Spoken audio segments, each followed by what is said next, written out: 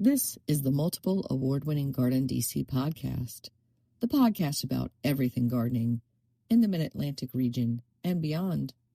I'm your host, Kathy Jentz. I'm the editor of Washington Gardener magazine.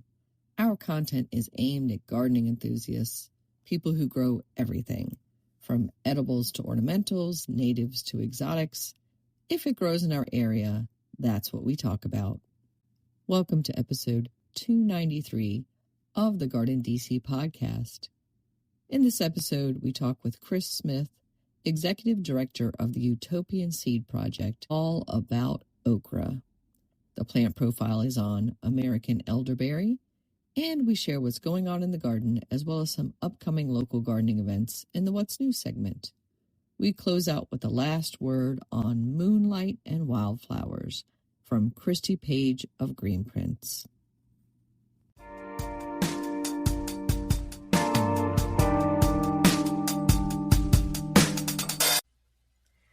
This episode, we're joined by Chris Smith. He is the author of the Whole Okra, A Seed to Stem Celebration. Welcome, Chris. Hey, Kathy. Great to have you on.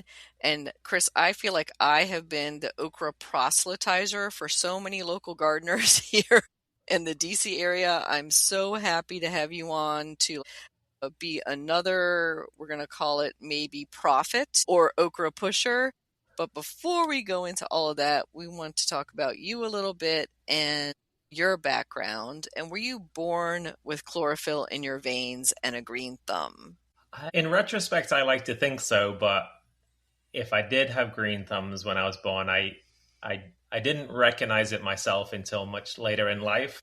So I was born into a green-thumbed family. Let's say that much. My mom was a big home-time gardener. I grew up in England, and we always had a very active vegetable garden. I remember a big rhubarb patch and raspberries and just all sorts of things were always growing in the garden. And my older brother kind of embraced it from the time he could walk. We have pictures of him growing plants, and he did a plant sale in our front yard when he was 8 years old. And he was just he went to college to study horticulture. He was the green-thumbed prodigy of the family. And I just wasn't. I didn't embrace it. I remember we had a water barrel in our garden that was too close to the ground, so you couldn't get the watering can under the tap to fill it up without spilling all the water when you took it out. And then my mom would ask me to water the hanging baskets, and I was short. And I couldn't water the hanging baskets without, one, getting a really achy arm, and two, covering myself in water. And I just was always I didn't want to do that. I wanted to be running around being a fool and not in the garden in the same way that my older brother did. So I did not embrace the garden or the green thumb of my family until I was much older, actually until I moved to America in my late 20s, early 30s. I moved to the East Coast. I'm in Western North Carolina. And that's when I started really engaging with growing my own food in response to some concerns about the food system and all that kind of stuff. And I started my whole journey maybe 16 years ago. And that's when I realized that even though I hadn't recognized that kind of genetic green thumb from my family, it was there all along. Because when I started growing my own food, I was I actually know what I'm doing. I had that kind of childhood learning by osmosis. And I was able to dive really deep into gardening and have this very steep learning curve that felt kind of natural once I finally embraced it. Excellent. So you're in Western North Carolina now. Can you describe your growing conditions, climate, soil, and a little bit about what you're growing? Yeah, sure. Western North Carolina is a really, really exciting place to be. I'm just north of Asheville, North Carolina, which is the city that is probably most widely known. And we're at the southern end of the Appalachian Mountains. So we actually have some elevation, even though we're in the southeast where we have the heat and the humidity that the southeast is known for. We're about 2,100 feet in elevation. So some of those extreme temperatures are mitigated by the fact that we're higher up. So we actually end up having a similar growing conditions, maybe to what you experience up in DC type of area. Our growing seasons tend to be fairly similar. There's a lot of biodiversity in our region, so we can grow a lot of the heat-loving southern crops, as well as some of the cooler weather overwintered crops. So we can grow brassicas very well. We grow a lot of collards, but sweet potatoes, chili peppers, okra, all those things that really love the heat. We also get warm enough during the summer to grow those things. Again, being in the mountains, there's a lot of microclimates, which is kind of exciting. So we have some folks higher up on the mountains, some people in kind of the bottom of river valleys where the soil's a little more sandy loam. On our farms, we're dealing with quite a lot of heavy clay. So a lot of nutrient availability if you can actually break it down and make it available to the plants. So very mixed growing conditions, I would say, but a lot of exciting opportunities, certainly compared to growing up in England where it's, cold and gray and rains a lot. When I first came to America, I was like extremely excited by all the things that I was able to grow once I learned how. Yeah, sunshine does help for a lot of things. And I agree with you that the DC area and Asheville have a lot of similarities, almost the exact same growing season and conditions. I find that when I visit down there, I'm like, oh, this is blooming the same time as this is blooming, because typically when you go south, you might be a week ahead or go north a week behind. So that's great to be able to share that. And for what you're growing, I assume, but aside from okra, it's mainly edibles. That's true. Yeah, I'm very focused on food crops for sure. So yeah, vegetable garden, vegetable farming. I do like having a very diverse garden. So I do throw a lot of flowers in. Often they'll also be edible flowers, but and then a lot of perennials as well. So fruit trees, persimmons, pawpaws, Chickasaw plums, all those types of things. I've got, my personal garden is quite diversified. The farm work that I do is mainly vegetable production. And are you doing this as a hobby on the side, or is this your main income stream? So I founded and run a nonprofit called Utopian Sea Project, which aims to introduce more agrobiodiversity into our regional food and farming system. So it's my full-time job to run this nonprofit.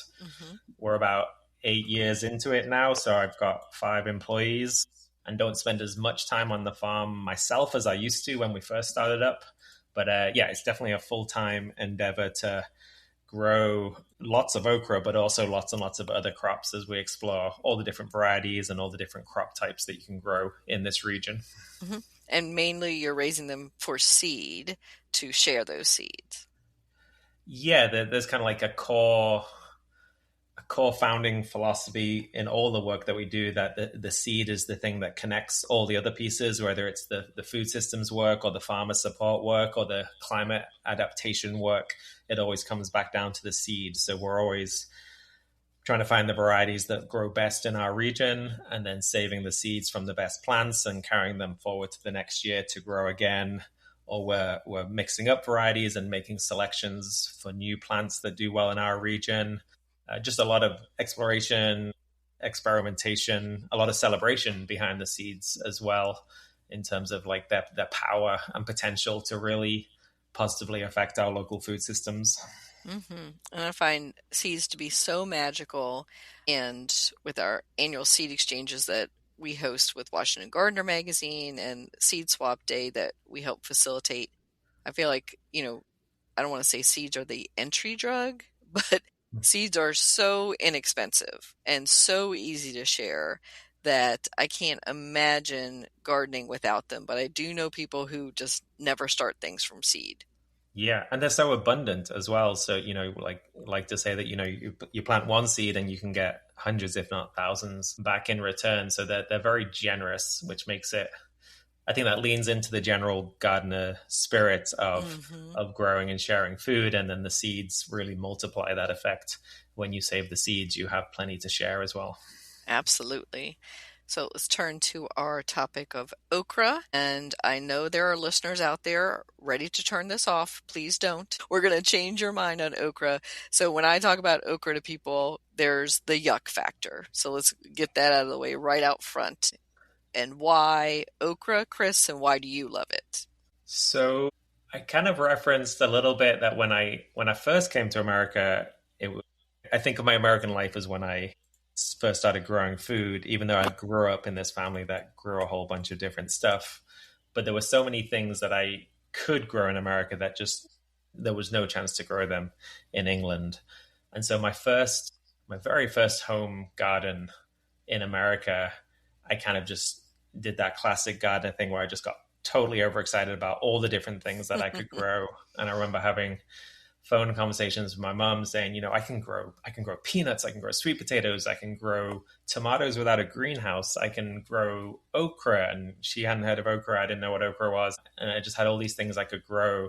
And I remember this was like 14 years ago now. I grew this first garden. It was very ambitious. I had all these different things, and everything started growing really well because, it's hot and it rains, and it's very easy to grow stuff in the Southeast. And I was like, this is going to be the best garden ever. And I'd phone my mom and tell her how excited I was. And then I also very quickly realized that vibrant natural ecosystem is good at growing plants, but it's also good at growing fungal pathogens and bacteria and groundhogs and squirrels that can just like devour an entire corn cob in minutes. And, it was like, got to a point where I was like, oh my God, like everything is like open warfare and everything's just being decimated by something. And my high-spirited initial hopes turned out to be somewhat naive. But in that first year of growing that garden, the thing that just blew my mind was the okra. It didn't seem to be felled by any pests or diseases, outgrew any possible animal damage because it like quickly got like 14 foot tall. I had just completely luckily grown it next to a balcony, and towards the end of the season I had to be on the balcony to harvest the okra pods. And just that whole season I was just like enamored by this like very beautiful plant, beautiful purple red stalk, like stunning cream colored trumpet flowers, lush foliage, and it produced like an abundance of these pods. And when I started looking up recipes online, I was like, there are so many different things you can do with these okra pods. And yeah, just that first season, I just like fell deeply in love with this plant that was just so generous and so delicious and so beautiful, and just seemed so well suited to these southern growing conditions that I found myself in. I totally agree, Chris. And I would say, as for the beauty, if you never even eat an okra pod, just grow it because it's in the hibiscus family. It's gorgeous. It's easy. You can just let it, set it and forget it if you really wanted to, right? You don't have to do anything. It just kind of grows itself. And we'll talk a little bit about some growing tips. But first, I wanted to talk a little bit about the history of okra. And it's not a native North American plant, although it does spectacularly well for us here in the Southeast and the Mid-Atlantic. So we should talk about the history of it a little bit and how it came to these shores. Yeah, I mean, so many of the crops that we know as, we might call them southern crops or foods that have southern traditions, didn't actually originate in the South or even in the Americas, and okra is definitely one of them.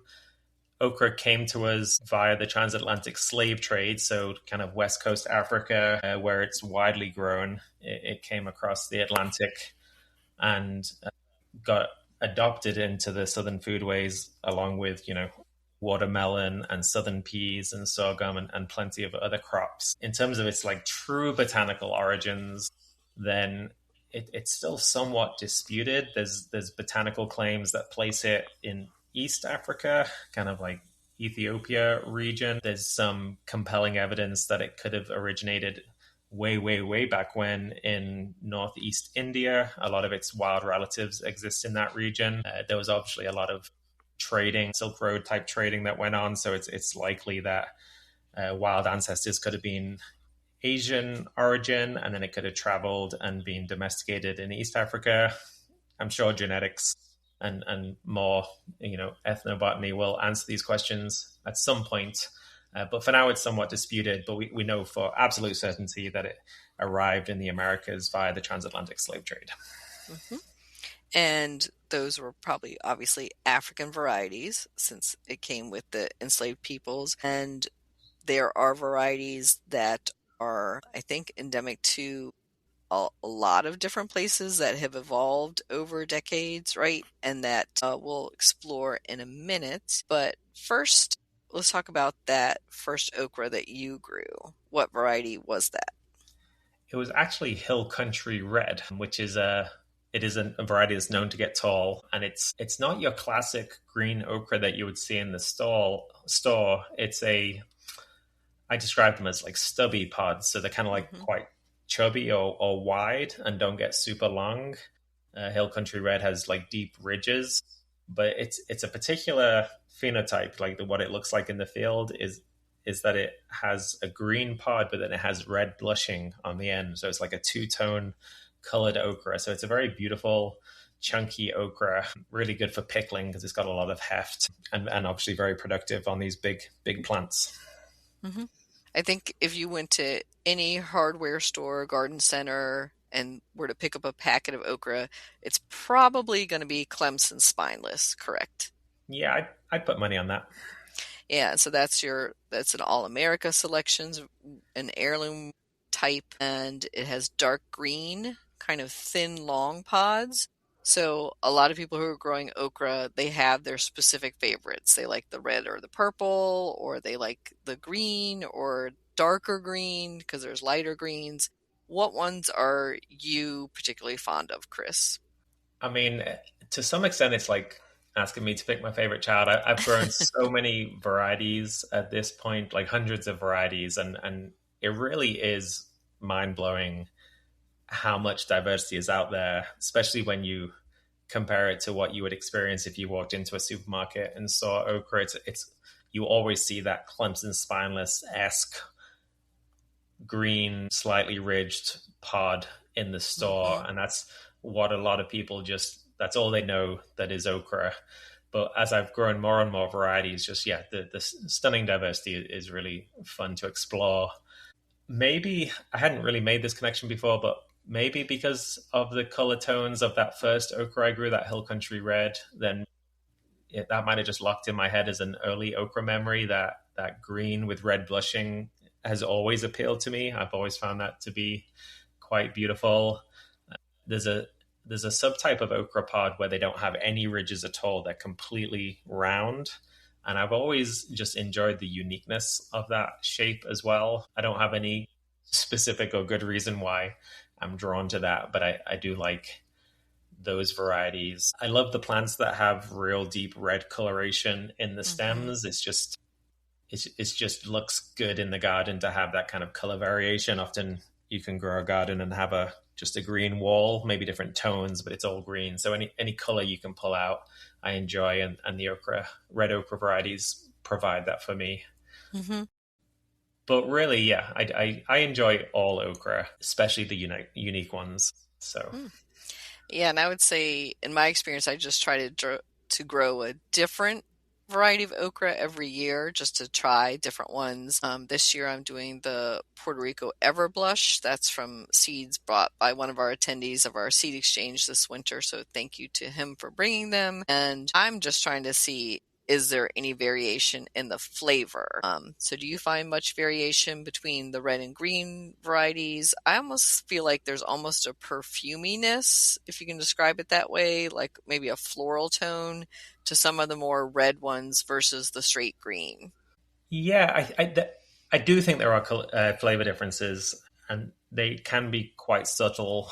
There's a kind of a vegetal flavor that you get from some varieties, especially when you eat them young and green. They're a little more grassy.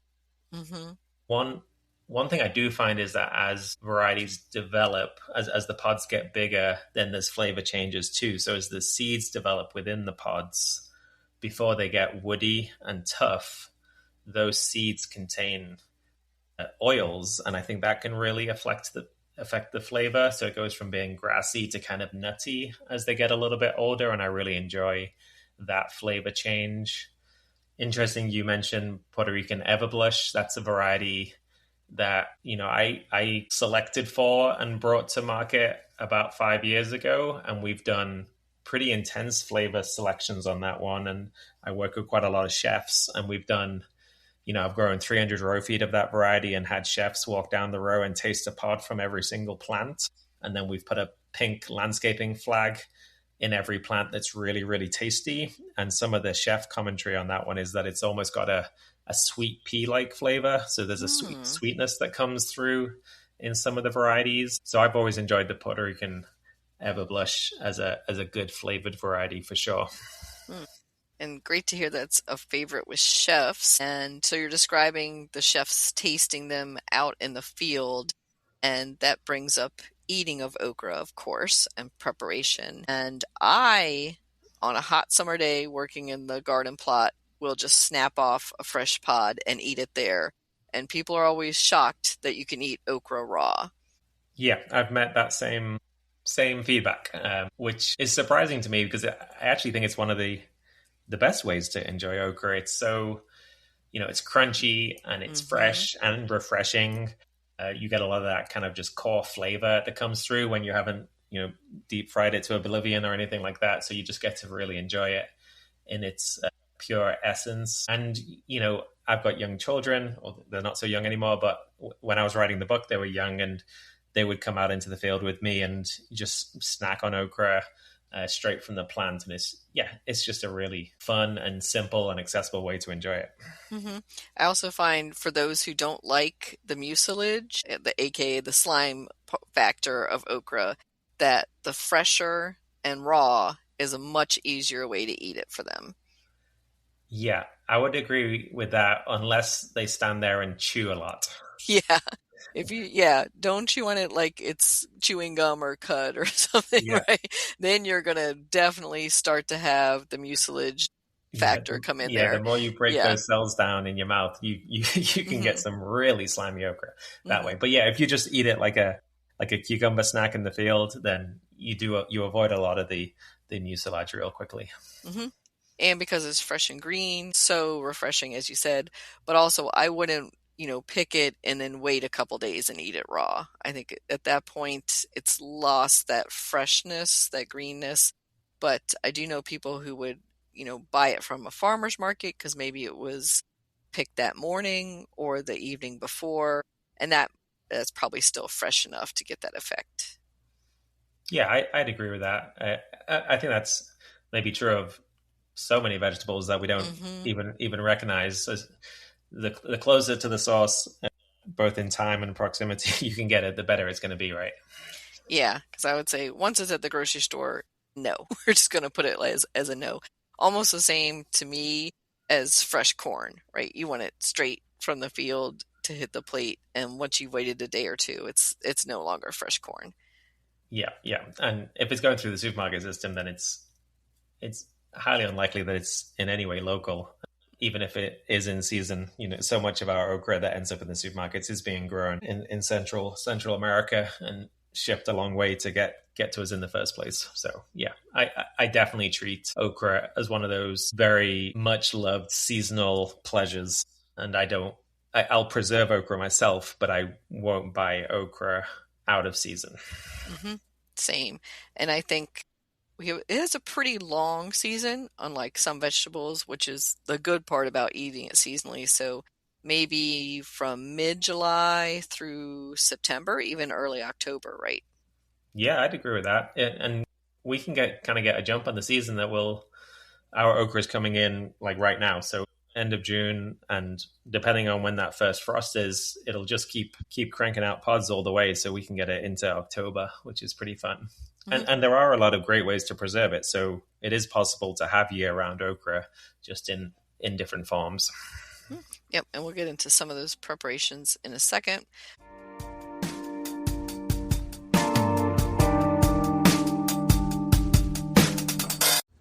GardenDC will be back after this short break. Get low-maintenance alternatives to lawns with Ground Cover Revolution by Kathy Jentz. Reducing the lawn is among the biggest trends in homeownership, with an endless stream of homeowners looking for an eco-friendly alternative to a traditional turfgrass lawn. In the last few years alone, over 23 million Americans converted part of the lawn to a natural landscape, and now they're looking to do even more. The biggest challenge to adopting this new ideal of the perfect lawn? Knowing how and when to replace your turf, and which plants are the best ones for the job. Ground Cover Revolution is here with all the answers you need, and some you didn't even know you needed. Included are 40 in-depth profiles of plants that are perfect choices for replacing a grass lawn. There are options for sun, for shade, for dry and wet sites, and for various climates around the globe. There are choices that bloom, options that are evergreen, and selections that are deer-resistant. Kathy Jentz has also included an incredibly useful chart that gives you all the specifics on each of the 40 choices for quick reference and to make your ground cover selection process even easier.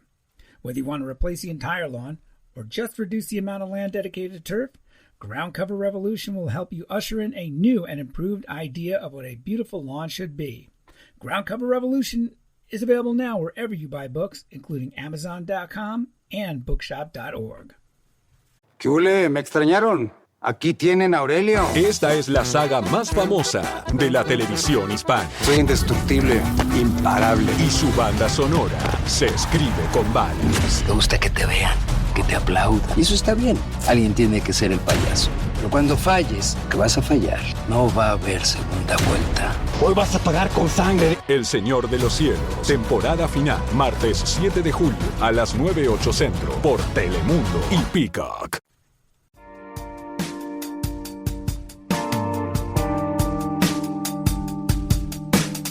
Let's dial it back to the basics of growing okra. So somebody gives you a pack of heirloom seeds or you purchase some okra seeds. What are your next steps in growing it? Yeah, so we've said that okra likes it in the south because it can tolerate the heat. And with okra, it's not even really tolerating the heat. It thrives in the heat. So it really does like it to be good and warm. And that applies to the soil as well. So one mistake you could make is sowing those seeds in cooler soil too early in spring. So, you might sow your zucchini and bean seeds a little bit early to get a jump on the season, but you wouldn't want to do that with okra because it really won't germinate well in cooler soils. So it's happier when those soils warm up to like 70 Fahrenheit or so. For us, that's mid-May, but I would happily wait until the end of May for the soil to be nice and warm so that it germinates really quickly. So that's one thing. Definitely enjoys the full sun, so you wouldn't want to be giving it definitely not less than 6 hours of sunlight. It would be much happier in the full 8 hours of sunlight if you can give it that patch. And then another thing that sometimes trips people up with okra is those little seeds that they're kind of like small little BB gun pellets, and they've got a really thick hull on them. And depending on your soil conditions and how well it holds moisture, sometimes those seeds will struggle to germinate if they don't have enough moisture. And you can kind of like trick the seeds by soaking them overnight. You don't have to do this, but I'll often, the day before I'm going to sow my okra seeds, I'll just put them in a jar and fill them up with water and just give it an overnight soak.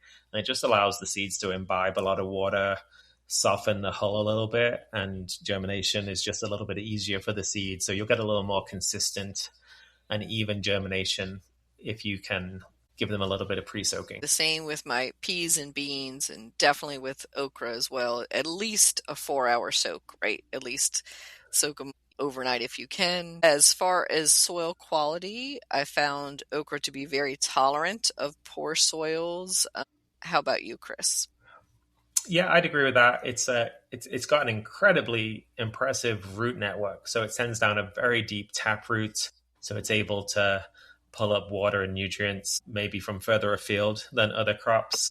In Florida, where they farm okra on fairly big acreage, they call it a scavenger crop. So they might plant a primary cash crop that they'll fertilize, and then they'll follow it with okra, which is able to more readily forage for its own nutrients and doesn't need additional amendments. So yeah, okra is pretty tough in that regard. Mm-hmm. Yeah. So lean soils. Do you ever fertilize yours? I never do fertilize mine, but that might be more a reflection of my general gardening practices. I don't fertilize anything. I pay attention to soil health, and I often cover crop, but I don't really do in-season fertility or amendments on anything. Okra to me doesn't really need it, although I would say we're doing a lot of seed saving, so that allows the crops that I'm saving seeds from to kind of like learn me as much as I'm learning them. And so I think my crops tend to adapt to the conditions in which I grow them, which is low input conditions. And occasionally I've shared seeds out to farmers, okra seeds, and they've grown it in a normal fertility regimen on a farm. And the plants have gone like 18 feet tall and just been like totally crazy because they're like, woo, all this nitrogen, and just gone totally crazy because I've never given them synthetic fertilizers. Yeah, I would say same. I've never had any reason to fertilize or give anything other than, to amend the soil between years if I was going to plant them in the same exact bed. So, because they might deplete it, as you said, with that thick root system, because they seem kind of greedy. I'm going to use that term, Chris, for their root system. So I don't plant anything amongst my okra. Have you ever tried doing that, of interplanting it? Yeah, I sometimes interplant southern peas. We have some binding southern peas like cowpeas, and they do pretty well with it. You have to make sure you're planting an okra with a fairly thick stalk, because sometimes the peas can collapse the okra when it starts getting tall. But I tend to find that they work pretty well. I'll often undersow the okra once it gets up a little bit with buckwheat, just to have some ground cover and bioaccumulate some phosphorus there. So I played around with a few things. One thing to know about okra is that it creates a pretty dense canopy. So the root network is pretty, I don't want to use the word greedy, but pretty maybe aggressive or thick. But also the canopy of the leaves does that too. So if you're trying to grow too many things with it, certainly things that won't climb the okra, then they will be shaded out by that leaf canopy, and that could be a problem with interplanting.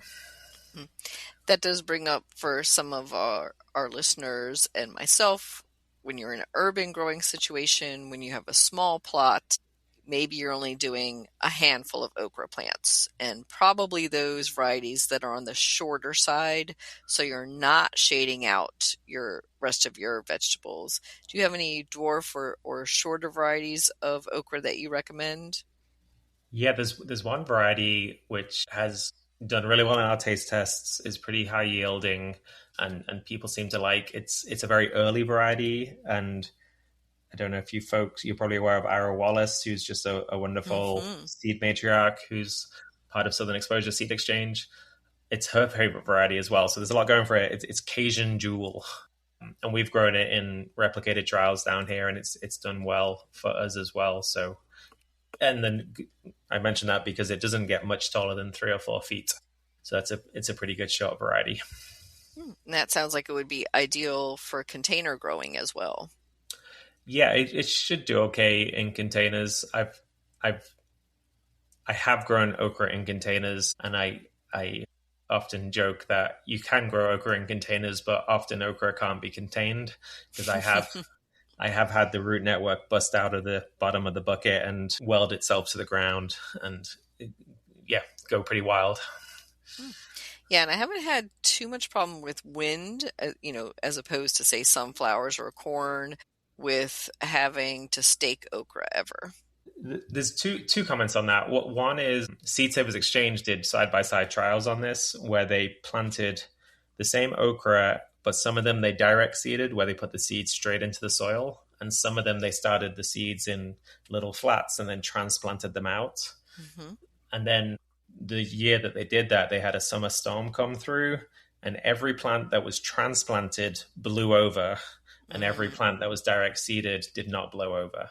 So that lodging effect that you get in some of the taller plants is mitigated by direct seeding, at least in that case. And it's fairly easy to kind of like theorize that direct seeding allows that natural deep taproot to just grow unhindered, and transplanting can sometimes impact the depth of that taproot. So that's one comment on the lodging. And then the other part of it is, if you are committed to seed saving, then it's often good to leave some of the lower pods on the plant to go to seed, because as those seed pods get big and fill with seeds, they get heavy. And so if you leave the later part of the season to be your seed saving crop, and those seed pods are at the top of a 6, 7, 8 foot tall plant, and they get big and heavy, then that can often drag down the whole okra plant. Yeah, I could see being top heavy. And so leaving those lower ones to go to seed doesn't impede the pod production? It doesn't slow that down at all?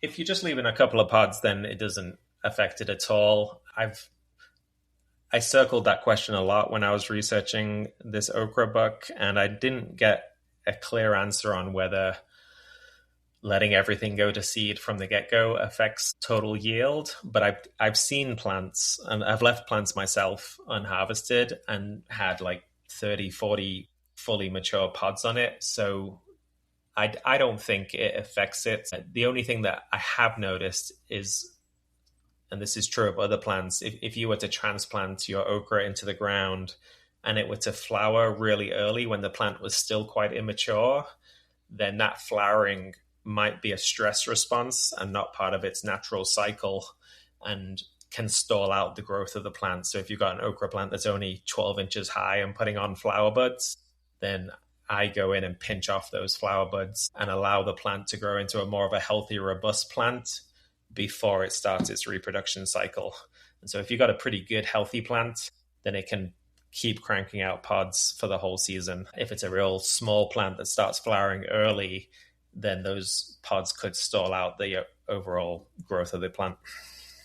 Interesting, because saying earlier that okra is pretty low maintenance compared to other vegetables, the one thing it is intensive for, I found, Chris, is that harvesting. Once it starts producing a lot. And I find if you leave it for a few days, then they start to get woody or go to seed. And I always thought it slowed down the production. So I'm glad to know that if you go away for a few days, that you can just snap off those woody pods maybe, or let some of them go to seed, but then you'll still have as good a production. That's been my experience. At the same time, I've spoken to farmers that will swear that you got to keep harvesting it if you want to keep it producing. But I've saved seeds from a lot of varieties, and I often leave the earlier pods to go to seed and still have plenty of food harvest. I haven't done side-by-side replicated yield trials to really get data on that, but certainly in the home garden setting, I harvest plenty of okra to feed me and my family and put some up for winter and still get to save seeds without really noticing that I'm like, oh, this isn't producing very much okra.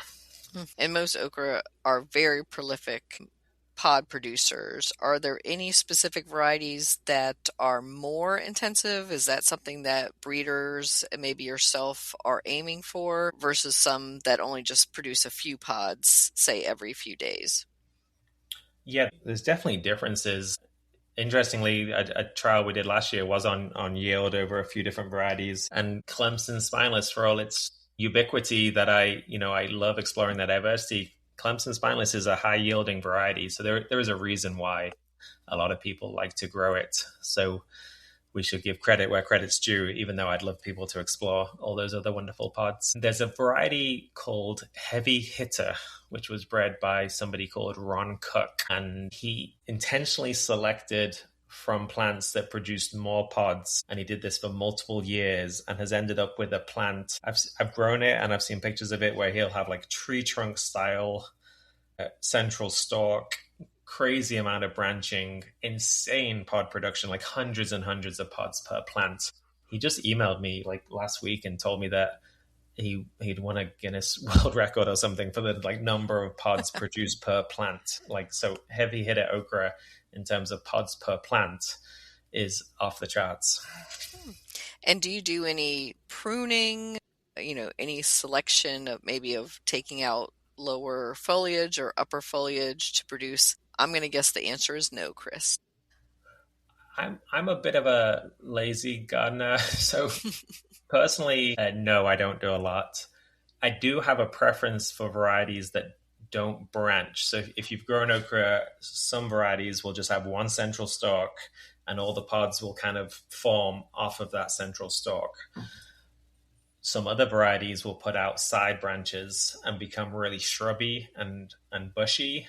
And I find more from a farm production perspective, like it just becomes really hard to harvest from those plants in any sort of an efficient way. So generally I select for varieties or plants that don't do that, just as a personal preference. One thing that I don't do, but I'm aware of, is if you defoliate the lower leaves, it can kind of give a boost to production. So I know some farmers that will literally go in once their plants are about 4 or 5 feet tall and use a weed whacker turned perpendicular to the ground and just weed whack off the lower 2 feet of leaves.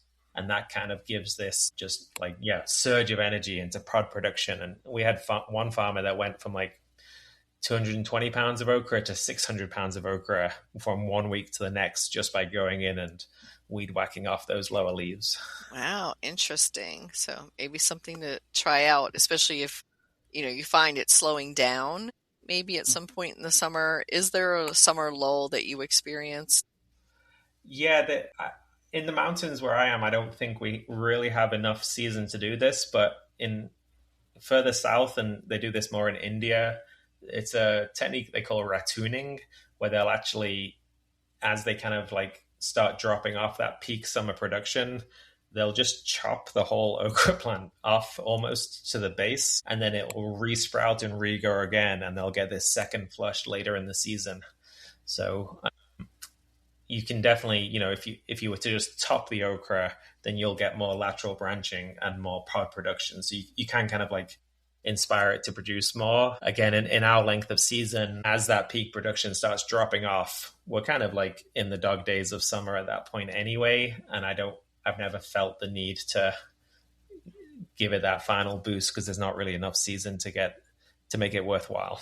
Yeah, that would be taking a big gamble, I think, to do something that drastic.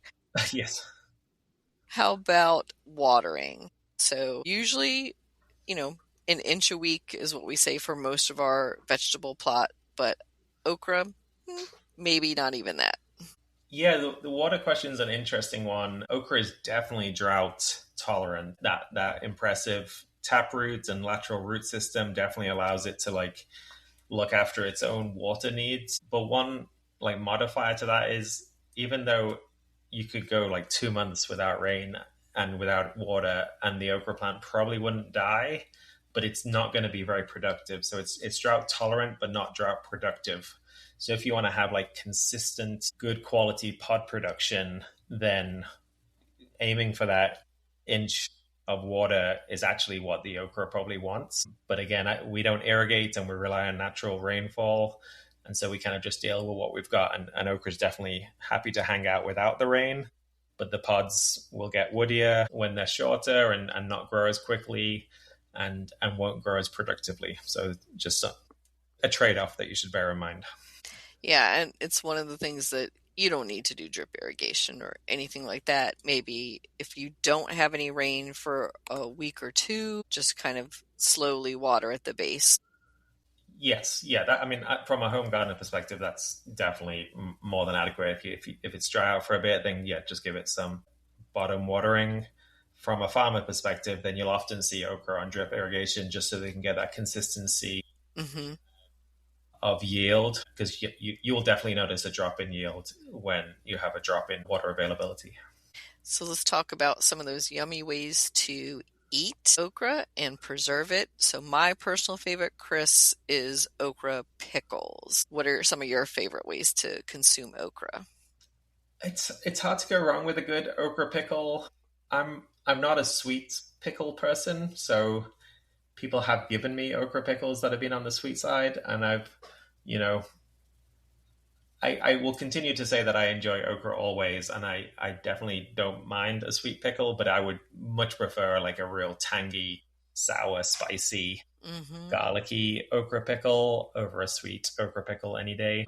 But from preservation perspective, I really love drying okra. It sounds a little simple, but when there's that abundance of harvest in the summer, then slicing it into 1/4-inch rings and putting it on a dehydrator, drying them down into little dehydrated okra rings, you can get like pounds and pounds and pounds of okra stored in like a 1-gallon glass jar. You can eat them just like a snack. They kind of like rehydrate a little bit and concentrate all the flavors.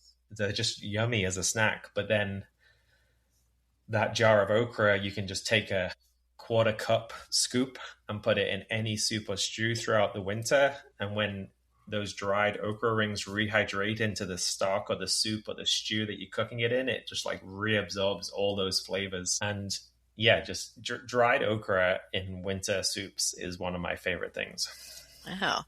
And they're pretty easy to freeze as well. But would you freeze the whole pod or as the small cuts of rings? I don't freeze a lot of okra, but when I do, I freeze it in the way I would want it for its final preparation. And for me, I use frozen okra to kind of roast it in the oven to make okra fries. That's the way that my children like to eat it. And so for that preparation, I just chop off the stem end and then slice it in half or maybe in quarters lengthwise, and I'd freeze it like that. And then when I come to do my roasted okra, I can just take the frozen okra, put it straight on a baking sheet and a little bit of oil and salt and roast it at like 425 and then get like, it's like store-bought frozen fries, but with my own okra. I'm with your children, Chris. Fried okra is the best. and fried okra pods. I think a lot of us agree that is a favorite way to consume okra. I think in your book you have recipe for okra seed pancakes, okra flour recipes. Are there other ways besides the pod that we can consume okra? I'm thinking about those very large leaves. Yeah. Well, that's kind of the premise of the book. It's called The Whole Okra, A Seed to Stem Celebration. And it's really based on the fact that the whole plant is either edible or useful. So from those tiny little seedlings that some fancy restaurants will use as microgreens, through to the larger leaves that can be used as like a protein-rich stewing green. Actually, I was just speaking with Terry Terrell, our culinary director at Utopian Sea Project, about we use some of the young tender greens, not the microgreens, the actual real leaves, but before they get big, and we slice them really thin and then kind of salt them, and it brings out a little bit of the mucilage, a little bit of the slime, and then we basically treat them as if they're seaweed in a seaweed salad. So use kind of like a miso ginger type dressing. And I've done that preparation kind of like a seaweed salad, but with okra leaves instead of seaweed, and the texture and the salinity to it all. People think they're eating seaweed, but they're actually eating okra greens.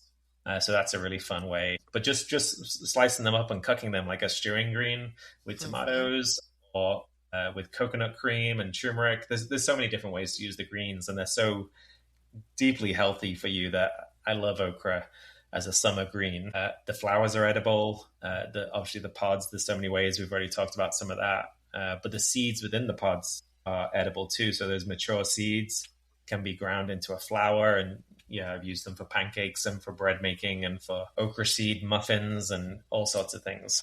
So that's one of the fascinating things about okra to me, is that to me it's an underappreciated plant for a small green pod, where it's actually just a heat-loving, climate-resilient plant that has so much food potential. And in addition to the food potential, it's a favorite of crafters. I've made little okra Santas.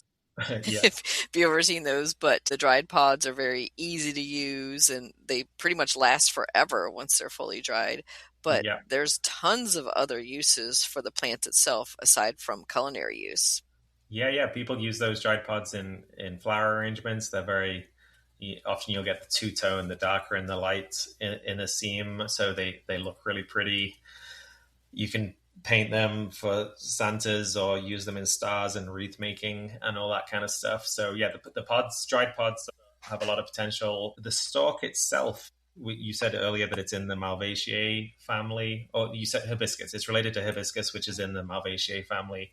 And so those plants have really strong bast fibers. So you can actually use the fibers in any way that you use hemp fiber. So that could be paper making or textiles or rope making. It's got industrial applications in terms of like composite materials. So a lot of potential from an industrial perspective for those stalks that are left in the field, and we often just ignore. The flowers don't hold up well as like a cut flower, but they are edible. There's traditions of using them, drying them down for teas. So you'll probably experience other hibiscus flowers in teas, but okra works just the same. So lots of ways. If you're not into the pod, you can connect with the plant in lots of other ways. Yeah, I've never tried an okra tea. I'll have to check out how to process that. And for saving the seed at the end of the season, it's pretty much as easy as letting the pod dry on the plant. But do you have any tips to speed up or increase that seed production and gathering? The main thing is to Well, the main mistake I've seen people make is trying to save seeds from immature pods. So when they're young and green and tender, they have seeds in them, but those seeds are small and white, and they're tender and they pop in your mouth. And they're actually really tasty, but you wouldn't want to save them for seeds. So you just got to be sure that the plant has had enough time for those pods to fully mature and form seeds inside them. That's usually about 40 days from flowering. So like a month and a half is longer than you might expect to let that pod fully produce seeds. So usually it's just a case of being a little bit more patient. I would say that you can cut off the pods before they fully matured. And if you leave them somewhere where there's good airflow, maybe under a fan or an AC unit, then they can continue to mature off the plant. So if you're worried about the length of your season, or you've left it to September and you're like, oh my God, I forgot to save seeds, then you could harvest some of the bigger pods, even if they weren't fully dry, and bring them indoors and let them finish up. But we already acknowledge that most plants are very generous with their seeds, and okra is no exception. Like one pod could be giving you hundreds of seeds. So you could just save one pod off each of your plants to maintain a little bit of genetic diversity, and you'd have way more seeds than you could plant yourself, and some to take to seed swaps or share with friends. It doesn't have to be an either or decision. I think some people think, oh, I have to save seeds so I can't eat my okra. But yeah, just one pod might give you all that you need, and you can eat all the other pods. So generous. And that does bring up okra as self-pollinating, and if there's another person growing okra near you that might be a different variety, how do we guarantee that we're growing or saving the seed from that heirloom variety that we have? Yeah, it's a good seed-saving question. Okra flowers would be described as a perfect flower, so they have both the pollen-producing and the pollen-receiving parts of the flower in the same flower, so they can completely self-pollinate, but they're also big, beautiful, showy hibiscus flowers, so they're very frequented by pollinators. So even though they are capable of self-pollinating, they share their pollen quite readily. If you had lots of different okra varieties all together, then you might see them mixing up pollen between varieties at a rate of about 30 or 40%. So the chances of outcrossing is quite high. The easiest way to stop that from happening is just to grow one variety. If you want to grow more than one variety, or your neighbor's growing a different variety, then you'd want to have about a minimum of 400 feet, but 800 feet would be safer between those varieties. So just pay attention to the distance between the varieties and make it as big as possible. And then a third option, and there's some good information online about this if you wanted to dig deeper, but you can use a little bag to put over the flower before it opens, and that effectively prevents any pollinators from sharing foreign pollen into the flower. And the flower opens inside the bag, self-pollinates, and that guarantees that all the seeds in that pod are going to be pure to that variety. So we call that isolation by barrier, by using a physical barrier to prevent pollination. And since you only probably need the one pod to have hundreds of seeds, that's fairly easy to do with like a small muslin or tulle, any type of light fabric. Yeah, you can use those jewelry organza bags. And we're talking about 60 seconds hands-on time to save pure seeds. So we'll often, I've grown 100 different varieties in one field and gone down and spent just an afternoon bagging unopened flowers and being able to save seeds that are true to type from all the different varieties just by using that bag technique. So it's very accessible and easy. Well, I hope, Chris, that we've convinced listeners who might not be already growing okra to start maybe a little patch this year, if not next year. But how can our listeners contact you to find out more? Yeah, the best way to contact me or stay in touch with me is through my nonprofit, Utopian Seed Project. We have a website, utopianseed.org, where you can see a lot of the results of our trials and the crops that we're doing and find ways to engage with us. And then we're also on social media, Instagram and Facebook, with the handle Utopian Seed Project. So yeah, you can follow along, ask questions through those platforms or through the website. And we have lots of seeds and lots of different fun activities going, both with okra and plenty of other crops as well. Thank you so much, Chris. It's been fun. Thank you.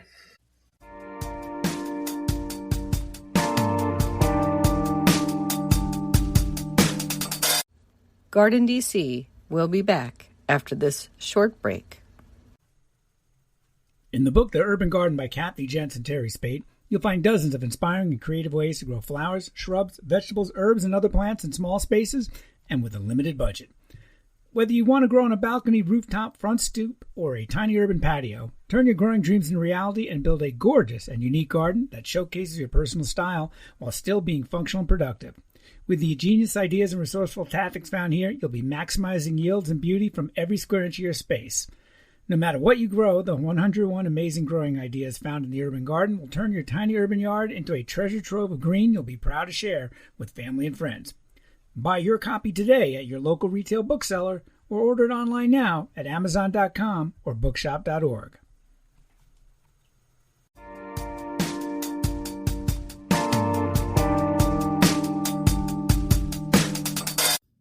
Elderberry plant profile. American elderberry, Sambucus canadensis, is a large shrub with pale-colored flower clusters in early summer that turn into blue-black berries in the late summer and early fall. The fruit should never be eaten raw, but can be cooked and consumed. It makes tasty jams, sauces, wines, etc. The flowers can also be dried and used to make teas and other herbal preparations. American elderberry is native to eastern and central North America. Note that most cultivated varieties of elderberry sold at garden centers are the European species. Elderberry needs full sun for best production, but can tolerate some shade. It prefers consistently moist and fertile soils. It is shallow-rooted, so mulch around the root zones and keep the area weed-free. American elderberry is hardy to USDA zones 4 to 8. It can grow from 5 to 10 feet high and wide. It is drought-tolerant once established and does not need fertilizing. Pollinators are attracted to its flowers, and the fruit is highly prized by birds and other wildlife.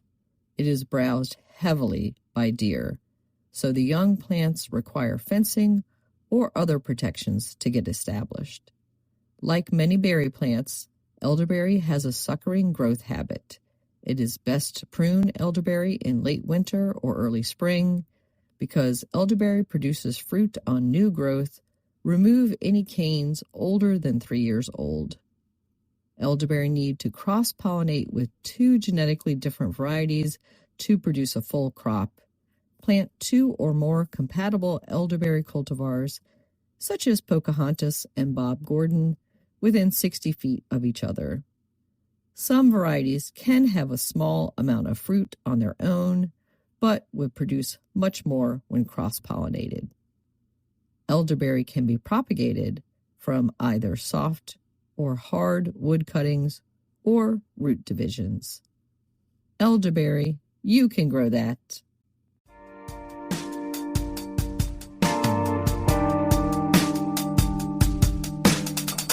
What's new in the garden this week? Well, I'm enjoying the blooms of my panicle hydrangeas, the rudbeckia, and echinacea. Over at the community garden plot, things are slowing down in the heat, but we've picked a couple cherry tomatoes and some more blackberries. In garden tips that we shared this week, we talked all about growing corn, including that because corn is wind pollinated. If you're growing different kinds, such as sweet corn and popcorn, plant them at different times or far apart to prevent them from cross-pollinating and altering the flavor or harvest. In local garden events, if you're in the Washington, D.C. region, we recommend attending the 2026 Daylily Show at Brookside Gardens in Wheaton, Maryland. This takes place on Saturday, July 11th from 1 to 4 p.m. It is free to attend. Come to the Visitor Center Auditorium to see hundreds of different daylily blooms and vote for your favorites. You can take home information about the American Daylily Society and local clubs and how to grow daylilies.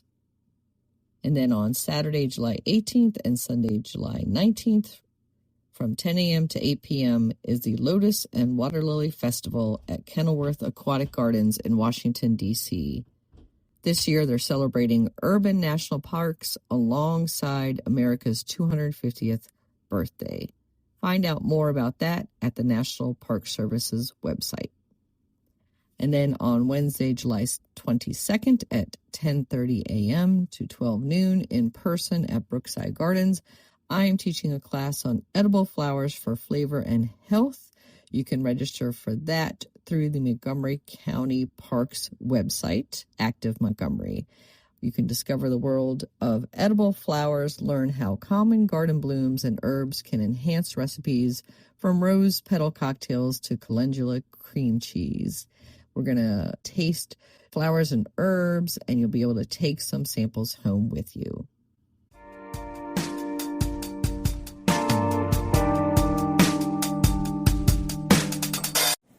This is Christy Page with the last word from Green Prince with Moonlight and Wildflowers by Hannah Doherty Campbell. Do you see it, Nancy? Do you see it? I whispered to my best friend in the passenger seat, our headlights dimmed to a quiet glow. It's 3 a.m. on Route 123, and after 8 hours on the road from Philly to Maine, we're finally nearing our destination. But one beloved ritual must come first, the flower cart. For more than 40 years, this drive has marked the start of summer, and for just as long, I've insisted on bringing a bunch of flowers into our rented cabin. Not some store-bought bouquet, mind you, but the hand-picked kind placed with care on a humble cart by the side of the road. A cart tended by a stranger, someone who lives in Harpswell, whose house dips down a gravel driveway beside a field bursting with blooms. I don't dare turn on the high beams. I wouldn't want to alarm the homeowner. Instead, I slip out of the car and tiptoe to the cart. The soft thump of the door and crunch of gravel underfoot, the only sounds in the still night. There they are. Lovely bunches of Maine wildflowers, daisy, corn, flowers, and the occasional unavoidable orange tiger lily. I linger indecisively as Nancy waits nervously in the car. One bunch has my favorite, looping, and how I wish I could match. The flowers sit in holes punched through a wooden board, their stems drinking from a dishpan of cool water underneath. And there, as always, is the honor box, an old-fashioned trust system on a quiet country road. I fumble in my wallet, determined to find a pair of $5 bills. I want 2 bouquets this year. I see money already inside, proof that others, too, honor this silent agreement. I can't help but think that on any city street, the money, the flowers, and likely even the cart itself would vanish. Once, I asked a friend who lives nearby if she knew the identity of the generous gardener. Perhaps I could contact him in advance, thank him, or at least avoid stumbling around in the dark next time. But no, the man remains anonymous, private, quiet, mysterious. And now the field is empty. The cart is gone. His absence stings more than I expected.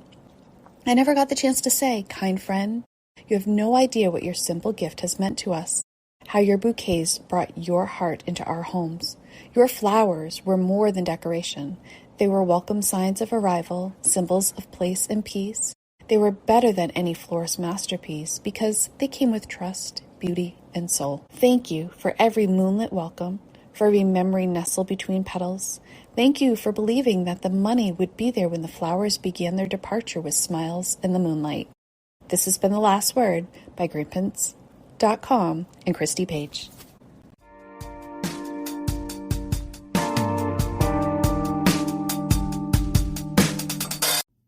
Thank you for listening to GardenDC. This episode was made by real humans. It was produced and hosted by myself, Kathy Jentz. The Let the Sunshine music interludes are by James Mulvaney. If you like this episode, you may also enjoy listening to GardenDC Podcast Episode 88, Seed Swaps and Exchanges with Ira Wallace, Episode 68, Summer Vegetables, Episode 277, Revolutionary Tomato Growing.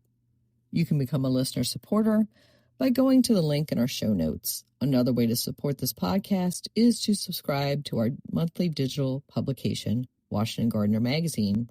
To do so, go to WashingtonGardener.com or WashingtonGardener.blogspot.com. You can find Washington Gardener on Twitter or X, Instagram, Threads, Blue Sky, and Pinterest at WDC Gardener, and on Facebook at Washington Gardener Magazine. Be sure to leave us a 5-star review on your favorite podcast listening app. Please take a moment to share us on social media with hashtag GardenDC and with your gardening friends so other gardeners can find us too.